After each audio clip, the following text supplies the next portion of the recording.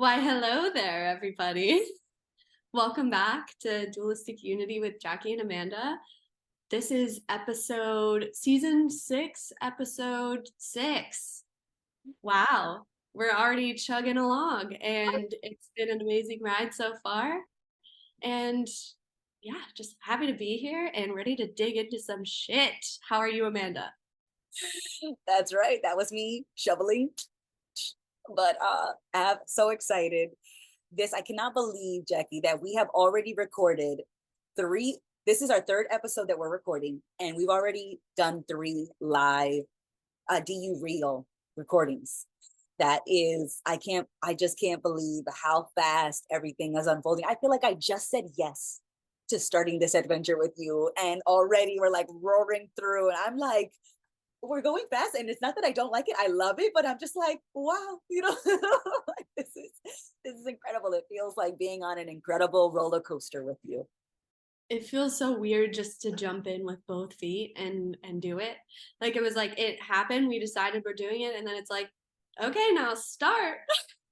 And that was really nerve-wracking, but also it was easier than it's ever been. Because I was just able to fall back on the understanding that, yeah, I don't know how it's supposed to be going. And I noticed that that concept or that idea that I have in my head about how it should be going is going to keep coming up, and it has been. But I'm just like, shut up. Not like, you don't know what you're talking about. And it's weird just pushing through that and not knowing where it's going. But I'm having fun just letting myself produce whatever I want to produce and just be what I am in every moment without trying to figure it out. And yeah, it's been interesting watching it all unfold, just the whole process. But I'm couldn't be more stoked for where it's going. And I already feel like a lot is shifting and changing in terms of my mentality, like just forcing myself to go through it. Like forcing myself to just walk through the fire even though I don't want to is it's the fastest way to burn through all the shit that's been stopping me in the past. Like because it's proving to myself again and again, oh yeah, you can do things without knowing how it's going to go, and you in fact will be okay. Like no matter how scared you are recording an episode, you're going to be just fine when you listen to it in a couple weeks. Like it's not threatening to you to try, and that's something that I've been so afraid of. For what? It literally was just afraid of my own judgment. But now that I recognize that there really is no basis for judgment, because you can't really compare something that can't be pinned down. You can't, there's nothing to compare it to. And none of my judgments could ever possibly encompass the all and everything of what I'm expressing or what this is or what I'm doing. I just don't know, but I'm along for the ride. And it's cool to realize that I can just sort of sit back in my experience and participate, but not really worry about the results of that participation as much. Yeah, absolutely. You go on despite the insecurity. You go on despite the fear and the doubt, because you're always you can always find reasons not to do something, because you're looking for them. You find them because you're looking for it. It's like the expression that comes to mind is like, if you go looking for trouble, you'll find it. And that expression, I used to think like, oh, that's people who are, I don't know, they're depressed, and they go looking for a fight, or they're depressed and they're drinking, and then they're at the bar and they're sad, and then they go looking for a fight. They're looking for trouble because they're sad, and they're just looking for a place to lash out. um Now when I think about that expression, my mind translates it to, if you look for a problem, you'll find one, because you already have the assumption that there is a problem to find. And I heard a friend talking the other day, and was saying that, like, They're grateful for their medical diagnosis because it confirms that what they're going through is real and that they're not crazy. And that shocked me a little bit, that they were grateful for the diagnosis. And I don't know what it was, like I didn't ask, but let's say it was like obsessive compulsive disorder, and they feel like their compulsion is now valid or legitimate because they've got the label that says, oh, I have OCD. And so now it proves that, like, my tendency to hyperfixate on certain steps or processes in my day-to-day tasks, that proves that, like, I legitimately something's wrong with me. So it's not that I'm crazy, it's just that something's wrong with me. I'm broken, I'm defective. And they're grateful for that. And I'm like, could we just look at maybe that the environment or our mindset is a contributor to that tendency, and not that, like, it just proves that I'm not crazy? Like, I don't know, it just puzzled me that they were grateful for the diagnosis, because they specifically, I'm quoting, because it confirms that there's something real to deal with and that I'm not crazy. I think we just so badly want the security or false security of thinking that we know what's going on. Because if we know what's going on, even if it's like a bad situation, like you're dealing with obsessive compulsive disorder, or the experience of that, I should say, of basically control and latching yourself onto control out of fear. There is something that is validating by saying, okay, yeah, this exists, like your experience of it is valid, but like you are living that experience every day, so of course it's valid. Like we just want to feel seen and understood, and we want to feel that like we're not wrong for how we're experiencing. And we come up with all these ways of doing that, but at the end of the day, it causes more harm than good, because it almost gives you an excuse to like put it on something else and not have to look at that within yourself. And I don't know much about OCD treatment. I know there's a lot of there's medications involved sometimes, but I recently watched the documentary How to Change Your Mind, and there was an example of a man who was suffering with OCD, and he participated in a psilocybin clinical trial. And his entire, like, he had a profound experience where like he died and like became a tree.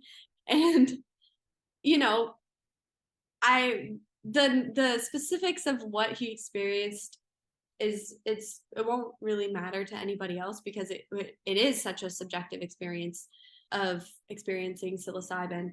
But he walked out of that with less and less compulsion each day, and then he was eventually able to say that he no longer had OCD, because these are things that we can work through, but usually they're rooted in something that we don't want to look at.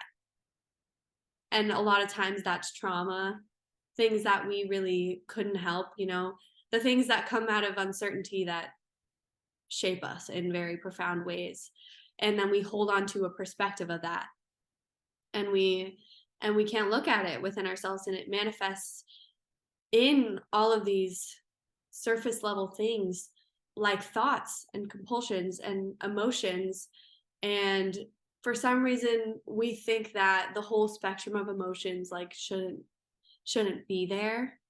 But I don't know, recently I've been thinking, like, if you're able to just root yourself in right now without thinking about it, like you can be experiencing all the thoughts, all the emotions, all the entire spectrum of what you are and what's in there. And it's not all good, it's not all going to feel good. But coming back to the moment without really relying on words, like everything really is okay.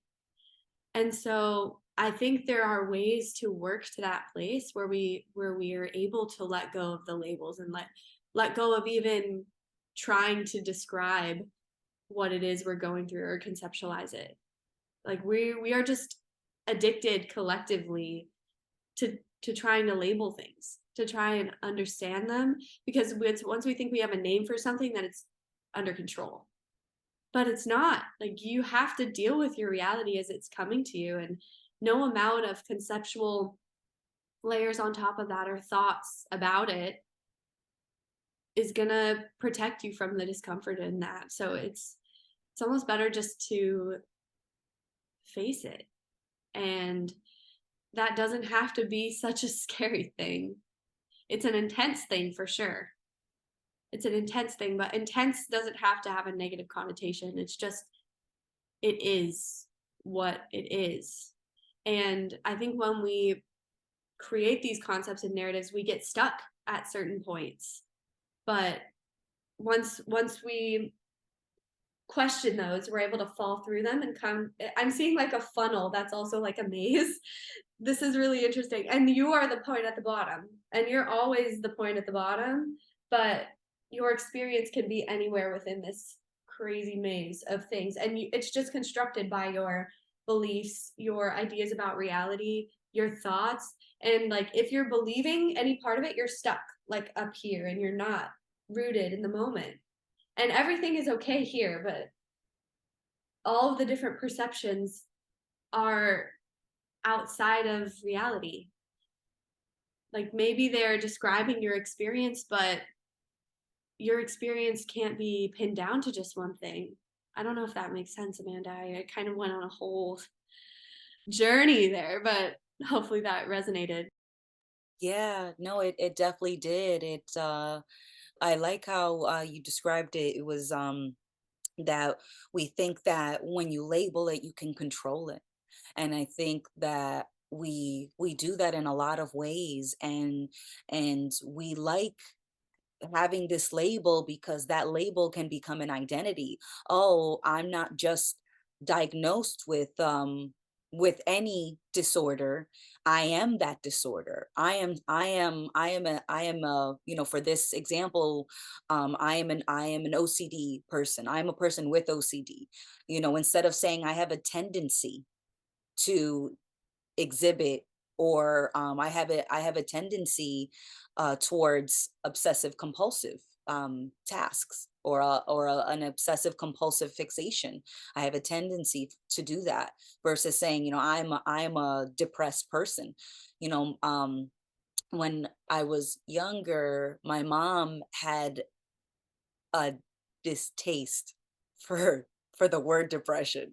She never liked saying it. She never liked us, like my brother and I, she never liked us saying it. Like we could not say that we were a depressed person. We could say that we were really sad, that we were feeling really down, but we could never identify as being depressed in our house.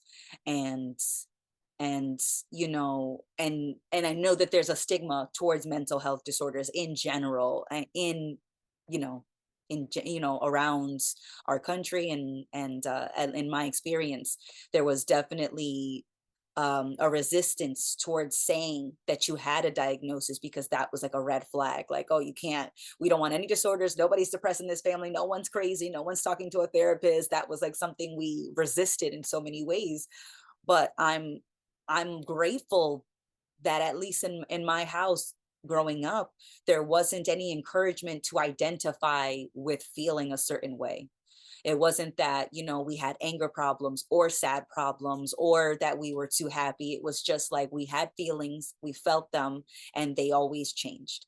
And and there wasn't like an intention to be zen like or anything. It's just that we were never like, oh, I am a happy person. Oh, I am a person who has anger problems, or oh, I'm a depressed person and I'm always sad. It's like, no, we never identified in that way to our emotions.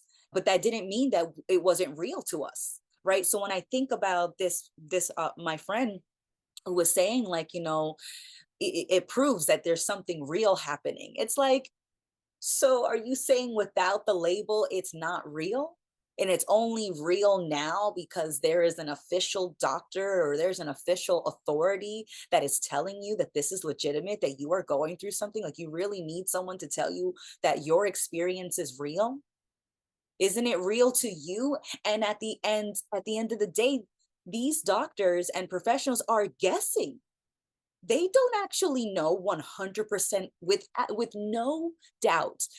There's like they are guessing. They are hearing you talk about your life, or they are looking at your physical body. They're looking at the lab samples, and they're like, okay, so when this and this happens together, usually it means this. And then that's how they're running with it. They're not like reading over the test results going like, okay, without a doubt, this person is depressed, or this person has OCD. I'm like, these people are straight up guessing as to what's going on between your two ears, and they are going off of a lot of assumptions, and they're trying to put you in a box. So when I think about their diagnoses, I'm like, if there's anybody who's an expert on Amanda, it's Amanda, who's been living like Amanda for the last 31 years. Like, if anyone's going to tell you what's going on, it's going to be me. But I know that there are exceptions, and sometimes you do need a medical professional to get involved. But I just mean, like, in my experience, when it's not an extreme case of mental health challenges that are being experienced by an individual, and it's not an extreme case, I think it's just a lot of identifying with a diagnosis makes you feel seen, and makes you feel like you understand who you are, and because you understand it, now you can control it. And it's just bullshit, because I don't need a label for my experience to still be real to me. I completely agree. Yeah, we just don't have any faith in ourselves. And I think that's the root of all these issues in general, but like we are not taught that.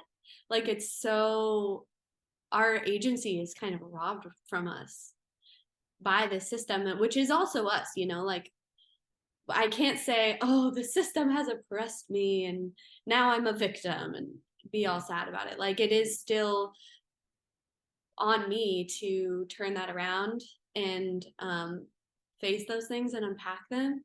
So, like, yeah, for good reason, people are experiencing a lot of inner turmoil because we're trying to just fit ourselves into so many systems and boxes and have so much control over everything in our lives. Like we're sold the idea that that is possible, and everyone is kind of like operating under the assumption that that is possible, and so we're all trying to act like we have it together.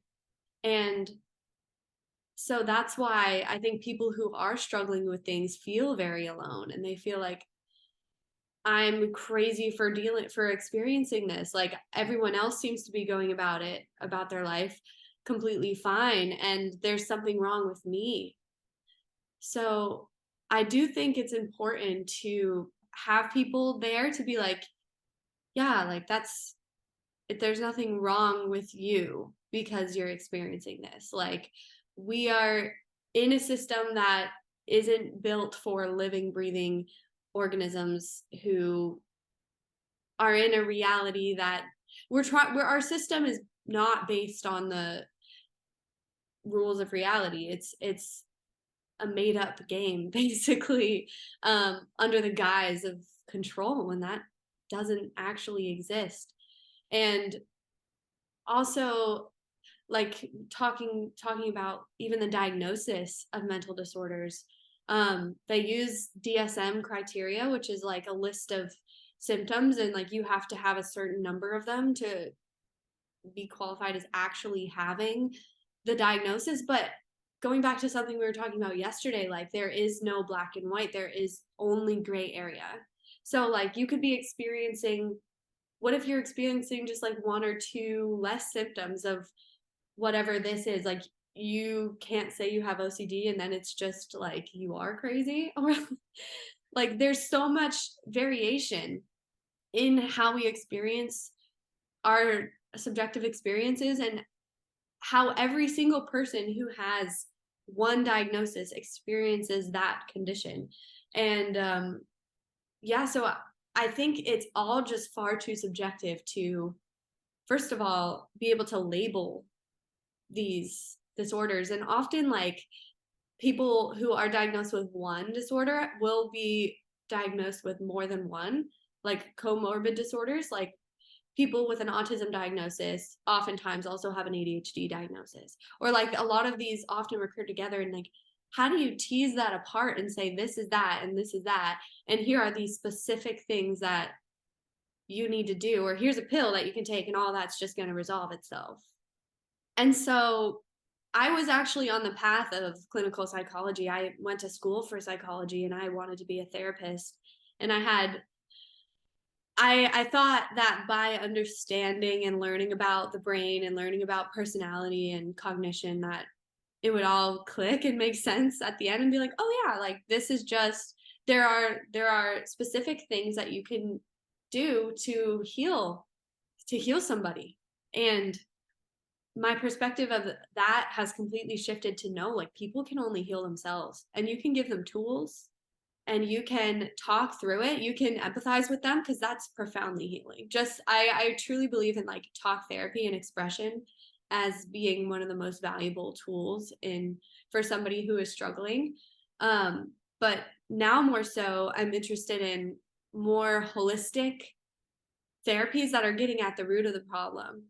And talk therapy is one because you're able to just work through the root of the problem, like the traumas and the way and the things that you've been habitually thinking and feeling, or things that you experienced, and how they're influencing you in the present moment, and just being able to unpack that. But other things like that, for me, my yoga practice has been something that's been healing. Just learning that I don't have to judge myself as I go, learning to be aware of things within my body and feelings, and like reclaim them or welcome them in, and not having to fight myself so much.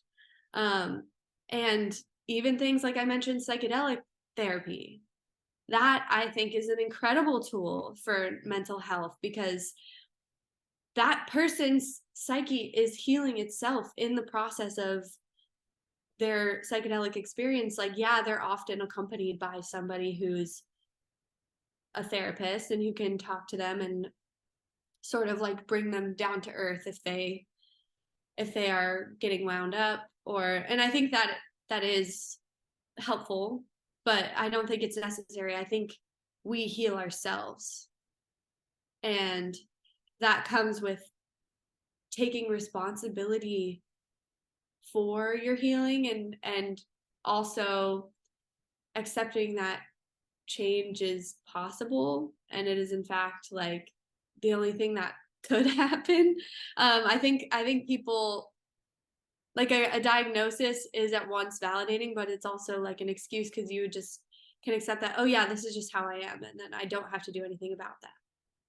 But the much more difficult, but I think more effective path towards getting rid of these experiences, or not even getting rid of them, but like reintegrating them, and these feelings that are just misplaced, and you're redirecting them at yourself, like that I think can be worked through.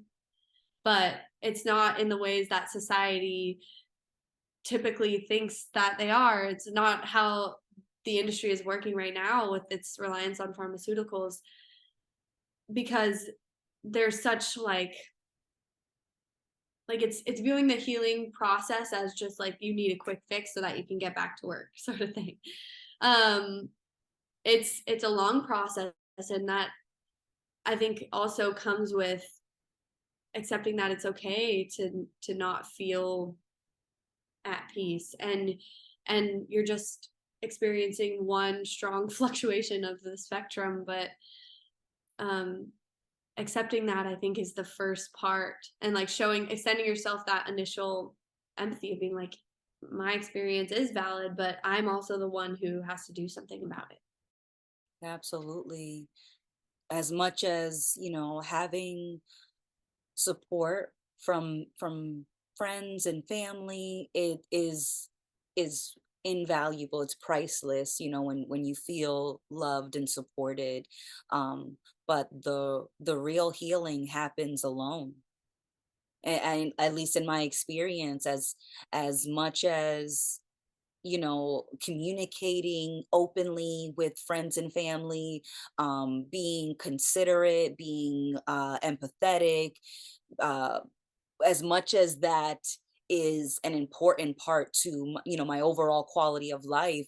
When I think about my moments of greatest healing, they always happened alone, or I always felt like I was the only one that was in the middle of it.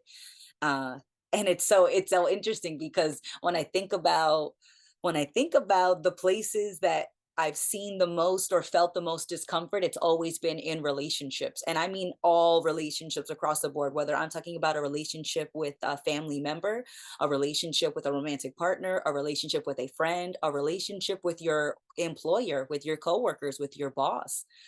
You have relationships in so many ways. And anytime I think about places I got hurt, it's always within the context of a relationship with someone else.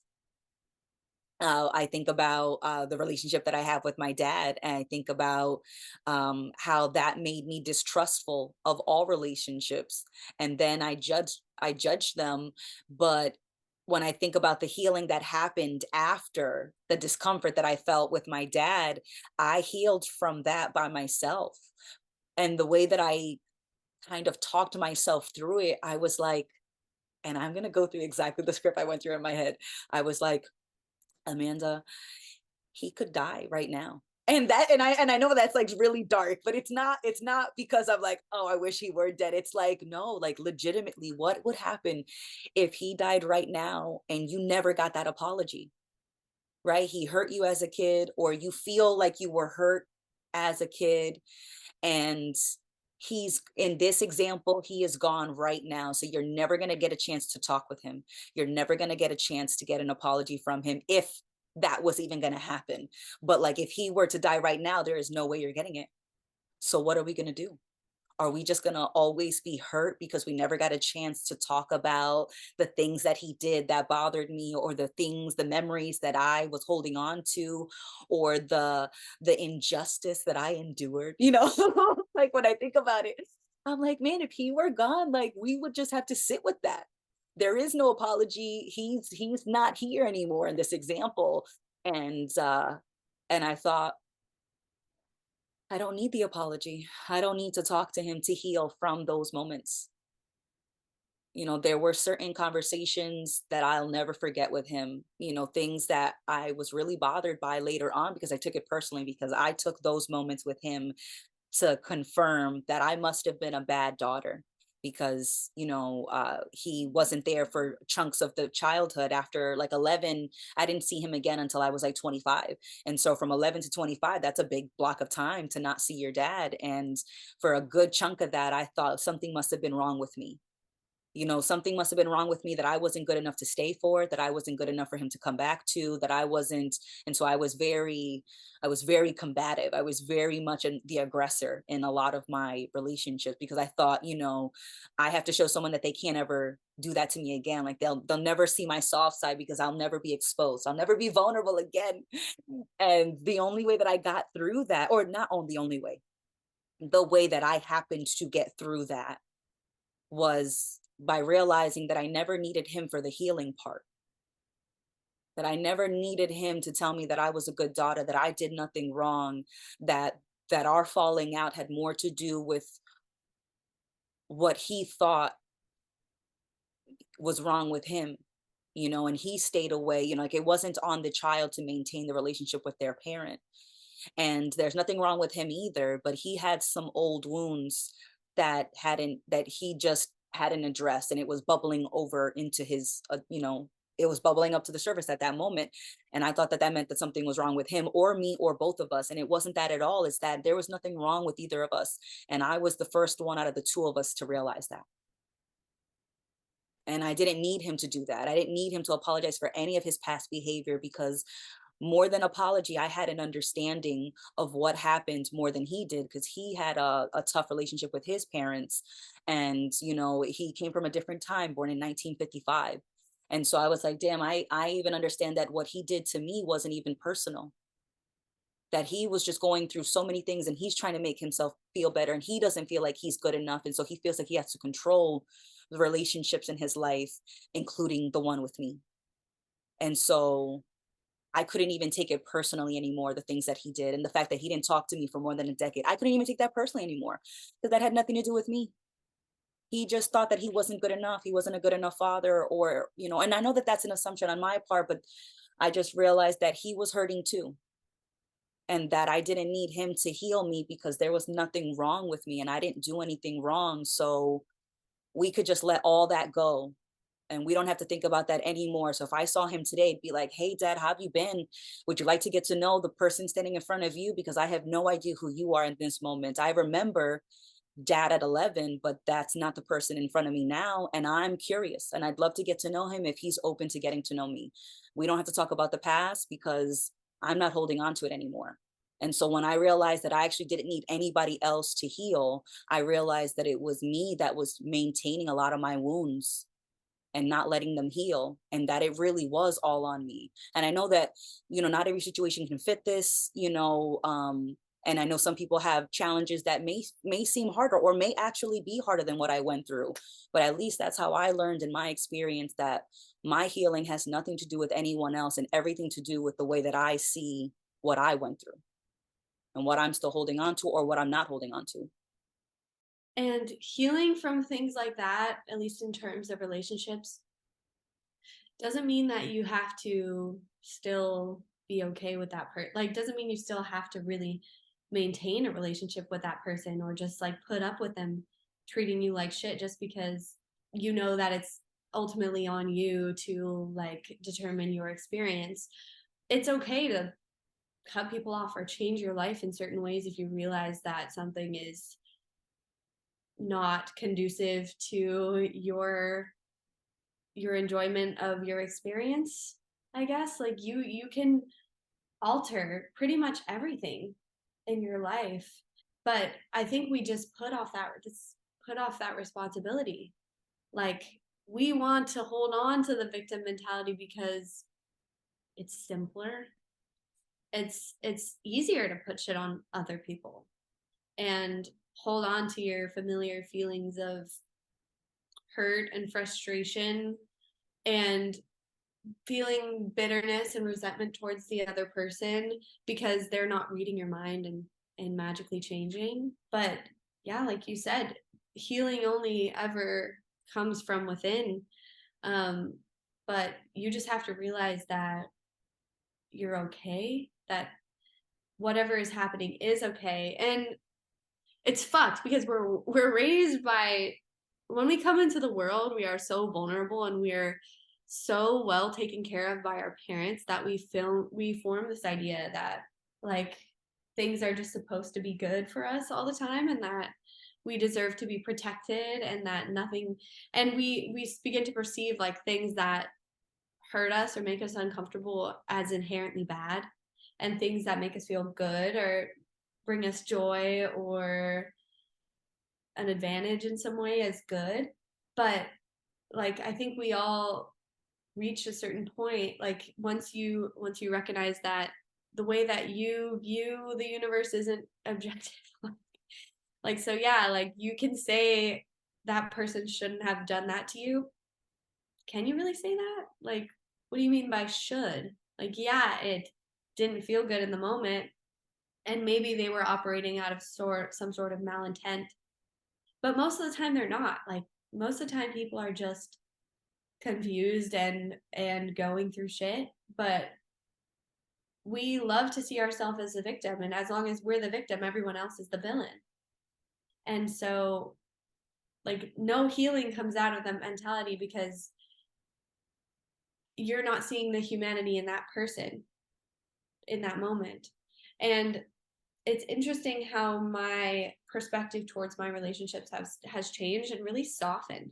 And a lot of like anger that I was holding on to kind of dissipated as soon as I realized that like their experience, the person who hurt me has the exact same type of experience as me. Like they are not separate from me. They experience reality just as intensely as I did. And like all of us, they got banged up along the way. And they're just trying to make themselves feel better. They're just trying to do what they think is best in any given situation.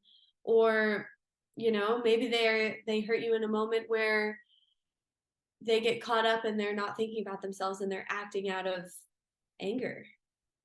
And the root of anger is always pain. And so once you recognize that, you can let go of even thinking about anybody else or trying to control them or trying to get any validation from the outside world for how you're feeling, and you could just really turn inward and look at the pain that you're dealing with, because that's all there is that you can do, really, is own your own shit. Like that's the only thing you can control. You can't control other people, and you're just torturing yourself by holding on to it. But you can let go, and it's not satisfying. Like I said, like it isn't a quick fix. It's a long, difficult, fulfilling process of healing. And another thought that I had was that I think there's such an idea in society as well, like once you begin a healing journey, like there's many ways that can manifest, either like you start going to therapy or like you start doing yoga. Like there, I think, is a whole like healing and self-help industry that has arisen, which I think is great, self-help. But because it brings the attention back to, okay, yeah, it's on me to deal with my shit. That can go too far though if you're still focused on yourself as being separate and seeing the process of healing as a journey of point from A to B, and almost a pursuit of perfection. Like healing is being the most perfected and highest version of yourself, because then I'll be happy. So it becomes the same familiar devil, just in different clothing, the wolf in sheep's clothing. You think self-help is going to help you, and then it's another way to turn against yourself, and it can be carried out too far to the point that you actually hurt yourself more by trying to heal yourself. So I don't think you need to think about healing as a journey. It's just really, I think the point of all of this, like the discussions we have in DU, and I think ultimately the goal of spirituality and self-help is just feeling okay right now, being able to improve our relationship with the moment. That's really what we're looking for. And we think that'll come by like reaching a checkpoint, but that's not it. That's not it either. It's right now, can you be with yourself? And just learning to do that and spending more time in the moment, it will begin to unfold. But as soon as you start to think about how it should be unfolding, it's getting in the way of that process. But it really is just coming back to you here now, always, because that's all that your experience ever is at the end of the day. It is. It really it always boils down to you. And so the self-help industry is great because it tells you everything that someone else is doing. And so it's so funny that you're getting someone else's guide on how they figured out their own version of self-mastery. And although you can cherry pick, or you can um maybe try something that someone else tried, ultimately you have to write your own guide, and spend time with yourself, and be your own therapist, and be your own friend, and be your own support system. And this is not to say that you don't have anything externally. It's just knowing that it starts with you. Like you're your first friend, you're your first support system. Especially, I feel that way more so as an adult, because as you're a kid, of course you're leaning on your parents, of course you're leaning on your teachers and your friends a lot more. But for the adults out there, like you are You are the first person you wake up to in the morning. You're the person you go to bed with. You are with yourself all the time. So who better? Who better to be your friend? Who better to open up to be honest with about the things that you judge and the things that you love about yourself? Like, when I think about going to a therapist, or at least when I used to think about it, it was always like, this person is still going to funnel everything that I'm telling them through their lens, through the lens of how they live their life for them. And so their advice is going to be biased. They're going to make a lot of assumptions based on their references and their upbringing and what they like and what they value. So I'm going to go through that funnel, and hopefully I come out not looking too shabby. And they might want to just give me a diagnosis, which always felt like answering the question, what's wrong with me? And I never liked the idea of going to a therapist, as I never liked the idea of asking someone and them telling me, well, specifically, this is what's messed up with you. This is what's wrong with you. You have this tendency, you have this disorder. And I'm like, I always felt crazy. So I never really was bothered by like being a crazy person. I just didn't like diagnosis because I was like, damn you if you think that you're going to tell me what kind of crazy I am. Like, I know I'm crazy. I know this. We are not a sane person. We're a weirdo. We do weird things. We are a crazy person. We do crazy things. I'm not disputing that. But I'll be damned if I'm going to feel bad for my weirdness. I'll be damned if I'm going to feel bad for my craziness. My craziness is my craziness, and there's a method to my madness. And I've been saying this for years because I like that I don't always fit the status quo. I like that I'm a weirdo that sticks out, because usually I stick out because I'm having fun doing something that is fun for me.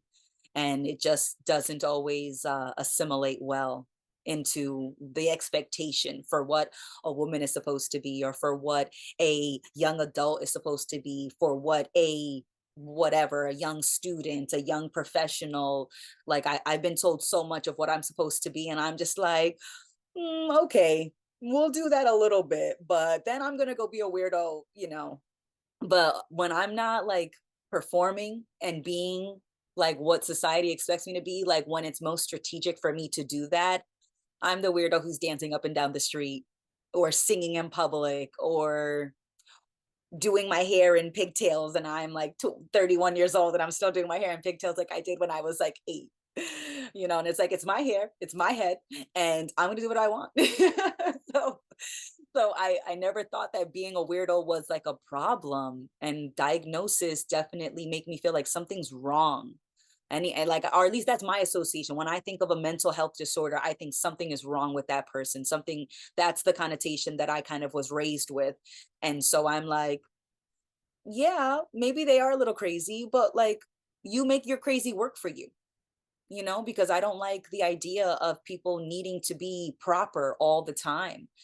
Like, that feels more wrong than someone who loves trains and knows everything that you could know about trains, right? And they love their trains. They probably watch trains, what someone else might think is too much for them, but they love their trains. They've got movies, they got train pajamas, they've got train sheets. They love their trains. And I'm like, I love that you love trains so much. Like, that's amazing. Like, and it's like, oh no, they've got a disorder. They've got an obsessive like fixation. It's like, they love trains. There are worse things you could love, that intensely. They let them love their damn trains. Yeah, that's a little weird, but you're telling me there's nothing weird about. There is something weird about every human on this planet. In my that is my assumption. I think that there is something weird about everyone, and some people hide their weirdness better than others, but I know that everybody's got that like weirdness in them, and I love it. And I love when I see people living unbothered, and they're walking around and they're wearing polka dots with stripes, and they've got a unicorn hat and rain boots, and it is not raining, and they are just living their best life for them. And I'm like, that's right. That's right. You look exactly how you want to look. I don't care what anybody else says. I'm a fan. Keep doing it. Like, so all these diagnoses and all this mental health crisis, it just feels like we've crucified weirdness on some level. And I know there are cases where somebody legitimately does have what we would classify as a mental health disorder. And I'm not saying that it never exists. I just think that in a lot of cases where someone gets a diagnosis, I don't think that they need to feel like something's wrong with them. And I don't think they need a diagnosis because they don't fit some status quo, they don't fit some expectation that you're supposed to be proper and plain all the time. Like it just doesn't make sense. I don't know, it just doesn't make sense to me.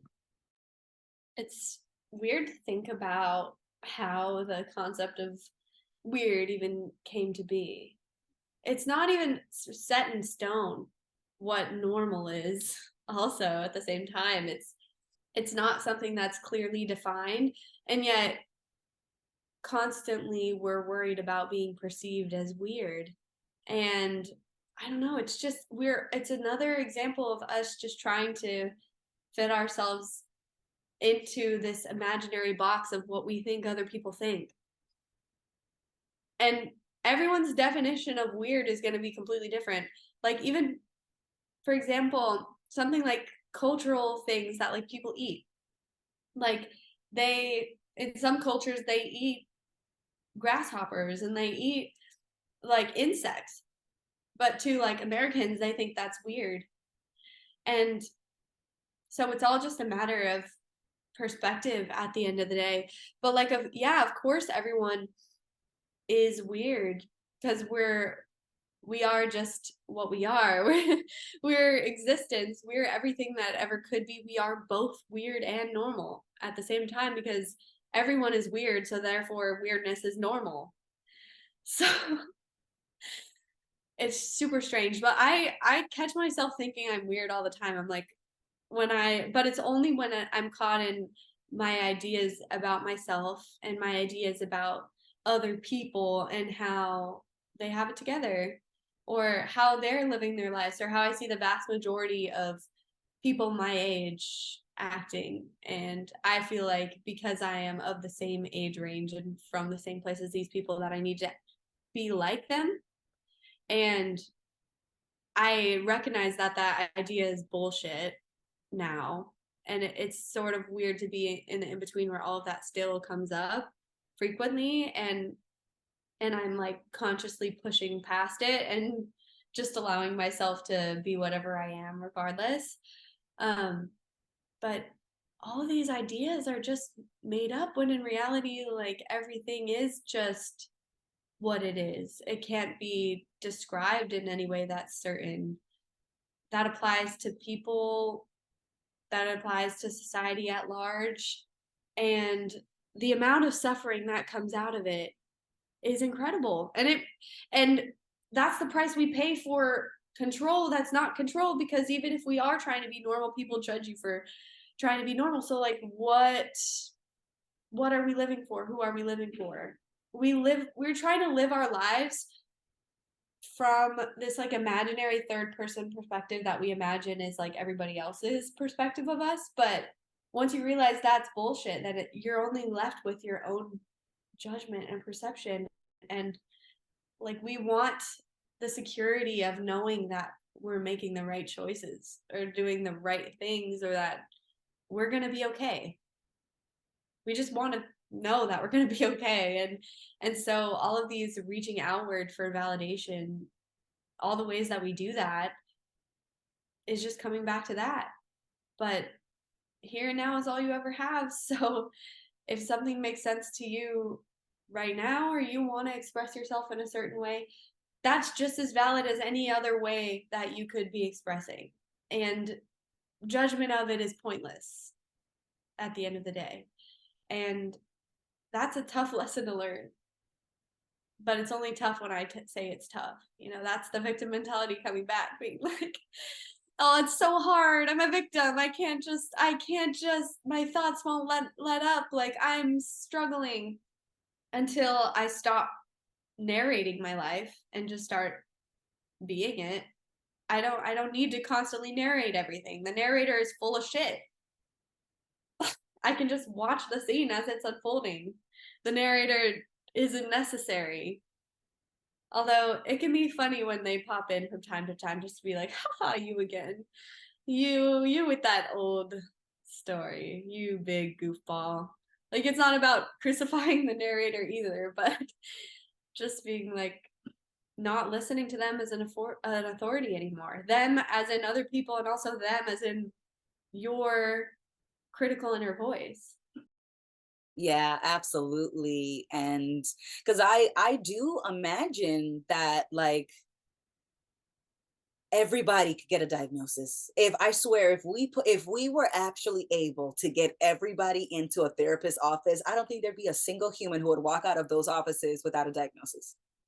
You know, I feel like everybody can fit the criteria of at least 1 to 5 different disorders, like, depending on the criteria, because you're right, you know, like, when you qualify when you reach the requirements of one, you usually meet the requirements of a few different ones because a few different disorders have similar symptoms, similar requirements to get the diagnosis. That's always like, "Oh, no, there is no way if we actually had everybody assessed by a therapist we'd all have diagnosis.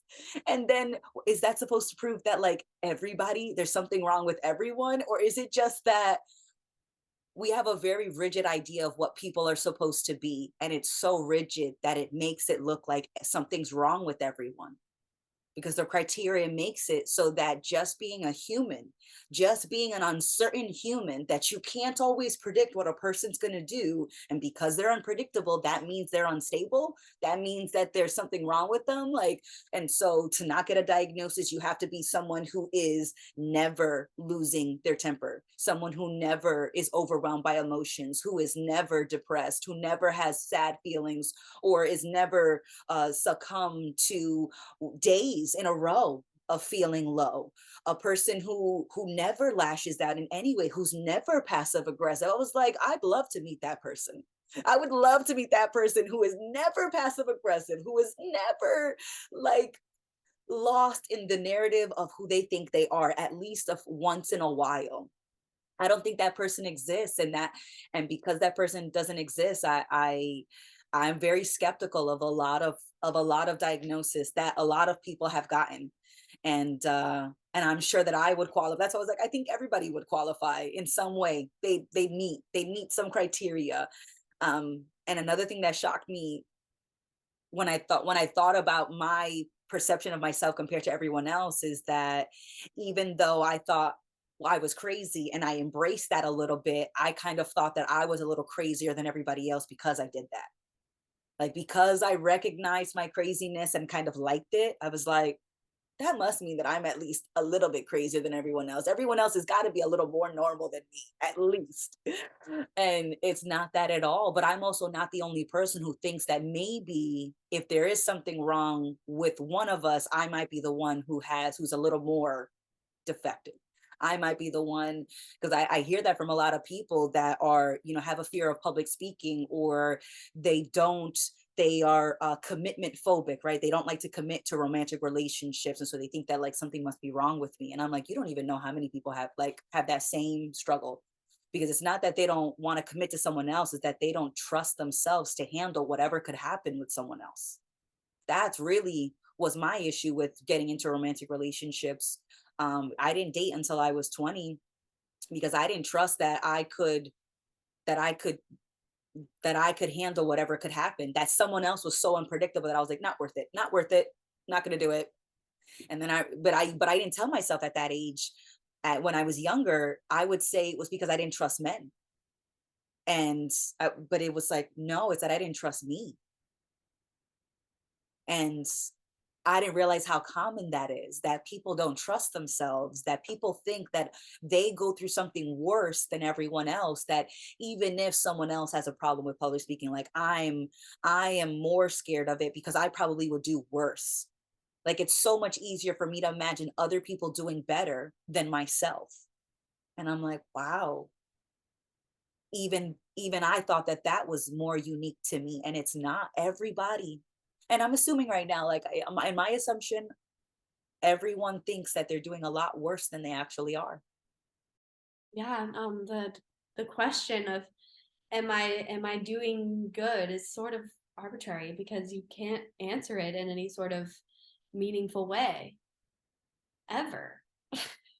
And it's almost what's funny is that we think that people who embrace their quirkiness and that aren't trying to like put themselves into this mold and like live out loud and are outspoken and do things that most people don't normally do are crazy when That crazy person is having a great time. That crazy person is secure in themselves.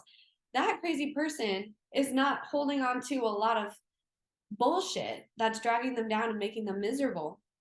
And in fact, you consistently doing what everyone else is doing just because you think that'll make you happy to your own detriment and feeling like shit about it and it manifesting in psychological disorders or the experience of things like that, mental suffering, is because you continue, yeah, like you're continuing to do the same shit over and over and expecting a different result, which is the definition of insanity. So actually, you're crazy. uh that's such a great reminder too. Like whenever I catch myself trying to make myself feel better by looking at somebody else and being like, what the fuck? That's me reinforcing my own insanity. That's me reinforcing the perception that my opinions are true, my thoughts are true, my judgments are true, and therefore worthy of making a judgment based on. But that's never the case, ever, whether it's aimed at myself or at other people. That's our collective psychosis, is that we think that there's a right way to be, and deeper than that, we think that we can understand any of this and how it should be going on. We can't. And thinking that we do is the cause of all of our suffering. It certainly adds to the weight, man, for sure. I I also don't like the finality of a diagnosis where it's like this is who you are now. Now that we've looked at you, now that we've put you under the microscope and we've taken a really close look at you, now we know what you are and that's it. And so now you just need to know, now you just need to learn how to live as this person. And it's like, let's say somebody does have an anger problem, or they do have a an obsessive compulsion. It's there are some amazing medical stories out there where people have changed, have made a complete 360, and at least I guess maybe the dreamer in me is like everybody has that potential. Like everybody has the potential to like surprise the hell out of all of us. And maybe somebody does something for 50 years in a row, and then all of a sudden they just decide no more. You know, some people go cold turkey for like a smoking, like a cigarette smoker. I've known people who just cut cold turkey, was like, you know what, that's it, no more. I'm all like, that's it. I made my decision. I'm all set. And I'm not saying that it's always, it can always be like a flipping of a switch kind of experience. But I love when I see that. I love when someone gets told. I had a friend of mine who was in a car accident, and her spine got injured in a place where the doctors told her she'd never be able to walk again, and she refused. She absolutely refused that diagnosis, and like through painstaking months, you know, of physical therapy and plenty of days. I wasn't there for it. I heard about it after the fact. But you know, she was explaining to me, like, went through all these like days and months where, like, you know, she fell off the toilet one time and she was stuck between the toilet and the wall, and she had to like wiggle her way out, and it was just like, you know, she's like, I thought that, you know, that could have been my forever. And I thought at some points the doctors were right when they said I'd never walk again. And but she made a decision somewhere internally and was like, no, I refuse that. I absolutely refuse that. I'm going to walk because I'm going to figure out a way. I'm not going to give up. And so it's not always like pure willpower, but I love those stories because it reminds me that like the doctors are not always right.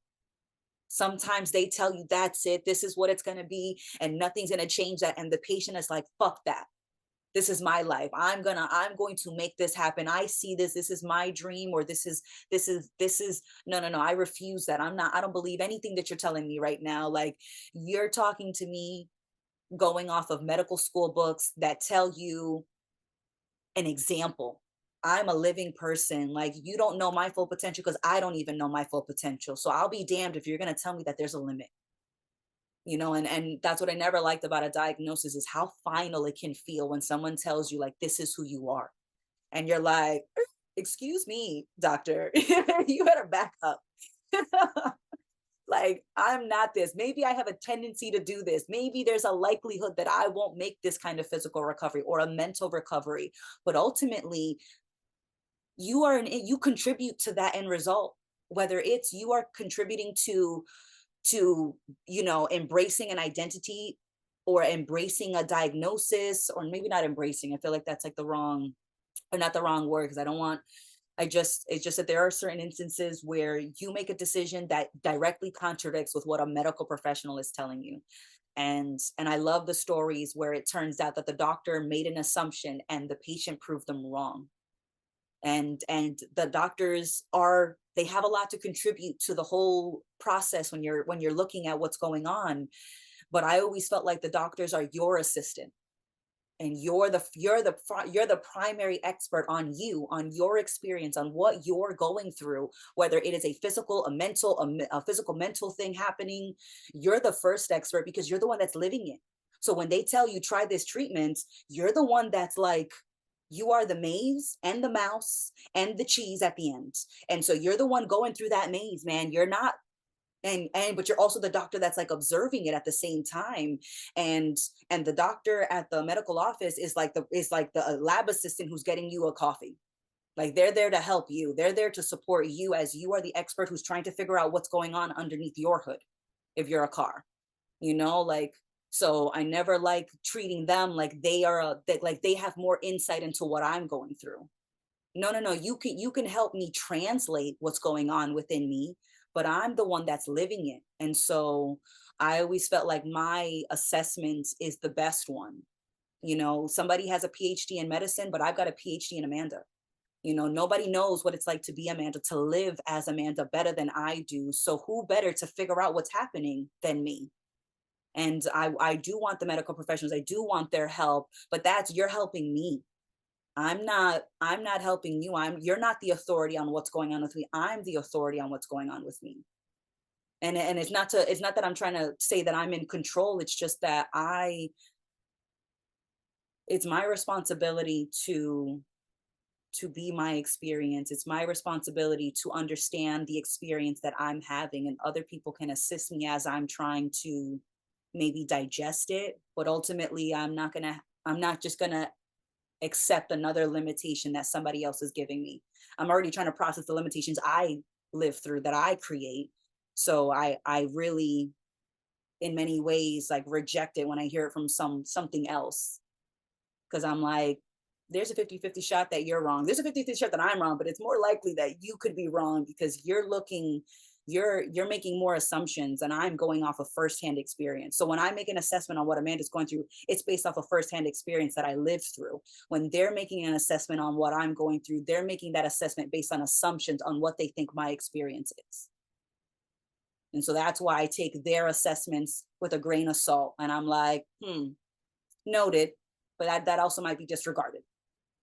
And there are so many stories like that where people heal themselves miraculously, or like they try a treatment, like they have like a terminal cancer diagnosis, and they try like some holistic treatment method. Like, I know there are cases with like turkey tail mushrooms or something like that, and how they like can help with healing from cancer. And like there are people that have gone into full recovery from like being in that state where like a traditional Western doctor would say like, you're kind of at a loss here, like there's not much we can do, like we could operate, like we could try chemo and radiation, or whatever methods that we have or we're used to. But you know they kind of like, but they don't really give you much hope.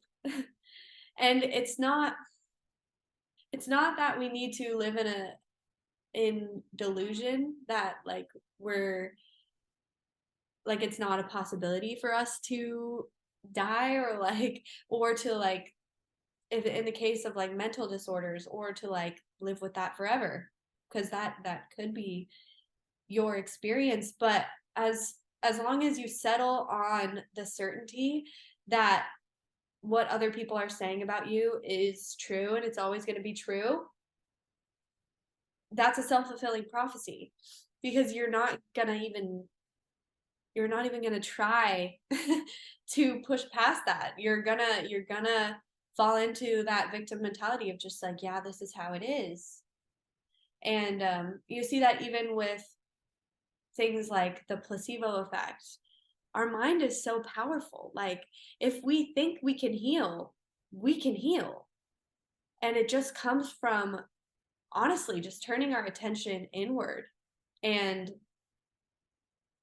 making that a possibility within our experience. And then, sometimes miraculous shit can happen, but miraculous shit isn't going to happen as long as you close that door in your mind of it being a possibility, because you are the creator of your own experience, like, and that goes deeper than I can even conceptualize. Like, I am my own healer, but I don't know how I'm healing myself necessarily. But like, my body just knows how to do it. I don't know how my wounds heal. Like, I don't know when I cut myself how all the parts come back together. That doesn't make sense to me, but like, whatever I am underneath this conscious experience of Jackie, just the intelligence that created my body and that I am a manifestation of, it knows what to do. It knows how to self regulate. And if I can just tap into that, like, sort of beyond the realm of thought and concept about how I should be healing, I can listen to myself deeply and heal myself without really even realizing that I'm doing it. And that, I think, is just so mysterious and wonderful. And yeah, it's not banking on any sort of certainty at all, but at the same time it's banking on the only thing that you know to be true, which is your experience and how you feel. And you're the only one that could possibly have any sort of idea of what the best thing would be for you, because you're the only one living your experience. There isn't objective truth for everybody. Like, the closest we can get to that is our subjective truth. So just learning to trust that, it's like a muscle that you can build, and you can do incredible things with that muscle. But that first comes with getting comfortable with uncertainty. And that's an ongoing process forever and ever. Uncertainty is never going to be comfortable, but that's where potential is. That's where magic is. That's where endless possibilities can manifest into reality. And that's never going to be the case as long as you're thinking that they can't. It's all miraculous. I love that you brought up the placebo effect, because that ties into, you know, how much healing is on the individual, or how a lot of the healing comes from the individual, if I can phrase it differently. And the placebo effect is a perfect example how you have a pill that is it's made of sugar, man. Like, it literally is like the opposite of medicine, and yet somehow you just, you just figure out a way to just heal anyways. And you know what blows my mind about the placebo effect is that it usually happens to around the same percentage of effectiveness as the pill. So let's say in an example, we've got pill A, that's the placebo, and pill B, that's the real deal, and they tend to work at about the same effective rate. So if the pill B, that's the real one, is working at like an 83% success rate, that's usually around the same placebo effect. It's usually working to the, so it's like, are the two groups like connecting?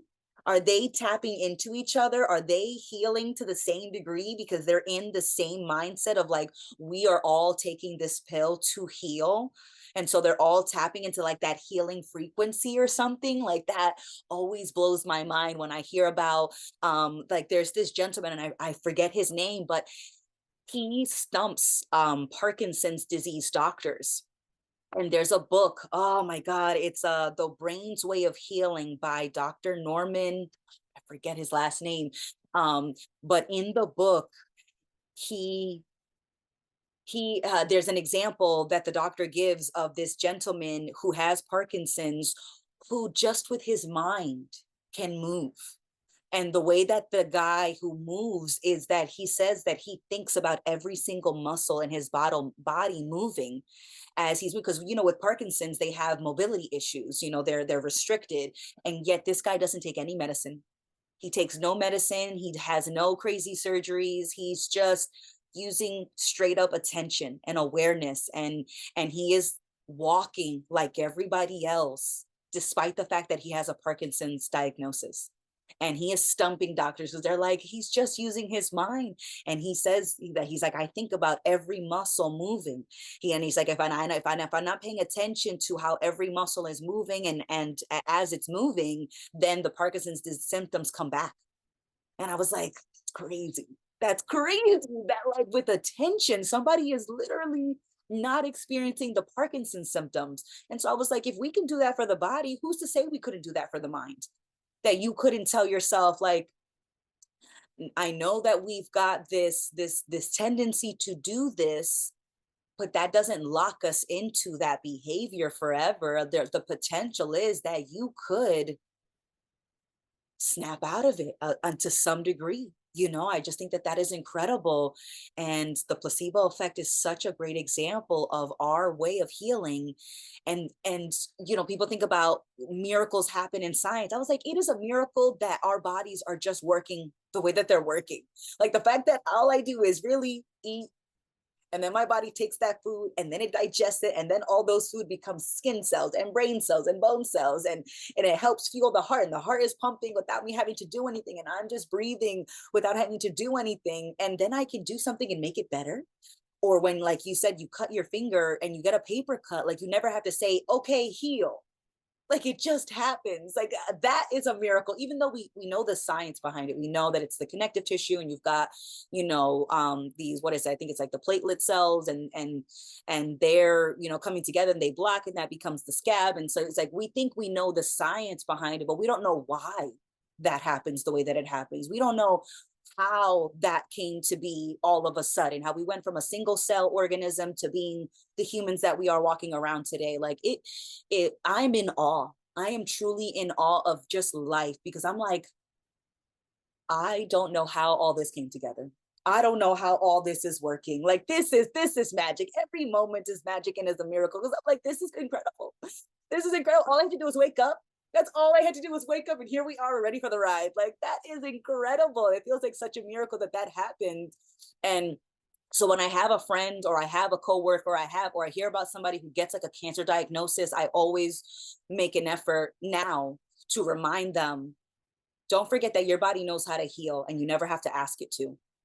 Your body has a tremendous healing ability, and in a lot of aspects, so does our mind. But when I talk to the people who get like a cancer diagnosis, I always tell them, don't forget that your body always heals. When you get a paper cut, you never have to ask it to heal. So don't forget that your body has that healing potential all the time. It never loses that ability. So trust your body could bounce back from cancer.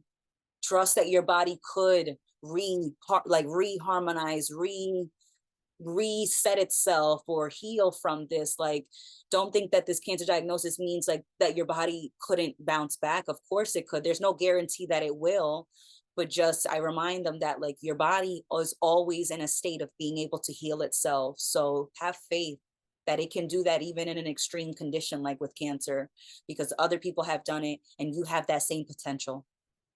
So having that trust in your body helps. I have made an effort to like hug myself, like to physically hug myself, and to just thank my body sometimes. And I'm just like, thank you so much for doing your thing, and thank you for, you know, not giving up when I made it really hard to do your thing. I know I've made it hard, and I talk to it, and I do talk to my body, and I'm like, thank you so much. I know I made it difficult, and I starved you sometimes, and I put drugs in you, and we drank and we didn't eat, and like, I'm so sorry. Like I abuse you sometimes. I'm so sorry. And yet sometimes you bounce back. I love you. Thank you so much for always bouncing back, despite how sometimes I'm good to you and sometimes I'm not. And I talk to my body because I'm like, thank goodness you're in charge. Because if I was in charge, we would have died ages ago. Like, thank goodness that you don't need me to do much besides like just feed me, let me sleep every once in a while, and don't fall off a bridge. Like it's got simple instructions for me. Just feed me, let me sleep a little bit. A cup of water won't hurt, and keep your stress down. Like it gives me very simple instructions. It knows how to do everything else without my direct involvement. And so I'm like, if our bodies have that potential and that magic, like our minds do too. It's not just one or the other. There's so much potential. And so, like, no matter what you think about yourself, no matter what somebody thinks about you, that's not the end of the story. And it's only the end of the story if you don't keep writing, if you don't keep moving past it. So I take things with a grain of salt because I know that I'm making a lot of assumptions, but so is everybody else. And no matter what I think at any given moments, I could learn something, things could change, my perspective could change. Like things are never set in stone. It's all gray, man. Like there's very few things that are truly black and white where it's either this or it's that, and that's it. There's no changing it. But there's so many times where I used to think things were black and white, and now I'm seeing that like I'm not seeing black or white anywhere. I'm seeing nothing but gray. Yeah, and we limit ourselves as soon as we settle on a thought about what's happening. And it applies to like every single situation. But when you were talking, Amanda, I was thinking like thought is just based on the past, and the past is dead. Like the past isn't what's happening right now, and what's happening right now is something that's never happened before. So I don't know, like why do we settle on these thoughts? I mean, obviously I know why, because it's the only thing that we have to settle on. It's the only thing that could give us any semblance of security. But once you realize that's false security, you can see that holding on to thoughts or ideas about how things should happen or how they will happen or how they should be happening, settling on those thoughts just, it's not that it limits the potential of what you are underneath that, which is just what is that, I mean, maybe it does. Like it's like a self-fulfilling prophecy. It's the placebo effect in the opposite direction. Like either you're going to settle on certainties about, this is the way it is, or maybe not. And maybe not is where everything comes from. That's where healing comes from. That's where possibilities come from. And it's funny because that's what we are, but we are so limitless that we create this fantasy world where we think we can control things. We're so limitless that we feel like we have limits. And we can convince ourselves so strongly of that, which is just hilarious. But yeah, things are just completely uncertain, and that's magical.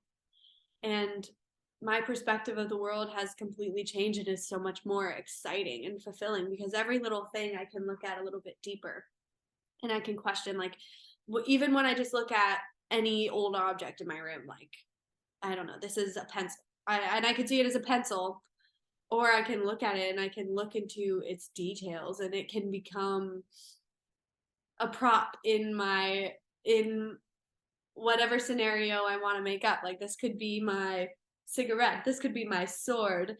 And it's literally limitless what things are and what they could be, but like everything becomes boring and drab and so much more serious as soon as we settle on what things are rather than what they could be, or just experiencing them and not trying to settle on a certainty. And otherwise the possibilities are actually literally endless. So that's always cool to realize. But we are we are at about an hour and a half here, so it might be time to wrap up if you Yeah, think. the time flew, Jackie. I didn't even notice. I was like, oh, maybe we're like, as soon as she started, like, I was like, oh, she's probably about to tell me that we're at an hour and a half. I love it. That flew by. And, uh, and it's just because it's such a fascinating conversation to talk about our potential and the way that we view things and how we think things are set in stone. But like, there's always the possibility for change. There's always the possibility for growth and evolution. Like, very rarely are things actually set in stone, and having it set in stone in a concept isn't actually it being set in stone, because you can always change the concept. And the way that we have all these structure and all these labels in today's day and age, like, it's just not working. It's just not working because we have all these labels, we have all these structures, we have all this seriousness, and everybody's fucking miserable to some degree. Everybody is like not feeling it. So like we like that should be more than enough incentive for us to be like, let's change it up, man, because how we have it with all these labels, it's not working. Not collectively, not individually. So I am glad that we are exploring this and just taking on another look at it, with fresh eyes, and just not thinking that just because this is the way it's been is the way that it should stay. I reject that premise. Just because it's been that way means nothing. We can always take a look and say, is this actually working? Because we never have to keep it going. We can always change it. So I'm really excited to just keep exploring and keep looking at things, because we can. Yeah, we can. And we're just here living for ourselves and proving to ourselves that we can live in that space of uncertainty. Like you can live with fresh eyes in every moment. And even if you get caught up, that possibility is always there to look at something with fresh eyes. And that's the most freeing thing in the world. Although it's not certain, it's not going to be comfortable, but anybody who's promising you certainty and endless comfort is lying anyway. So at least we're being straight up about it, you know? And you can be okay amidst the chaos and the uncertainty because you aren't what you think you are. You are the all and everything of what is, and just realizing that and seeing what's possible with no direction. It's a great journey. But thank you all for tuning into this episode of Dualistic Unity, and we'll catch you next time. Bye.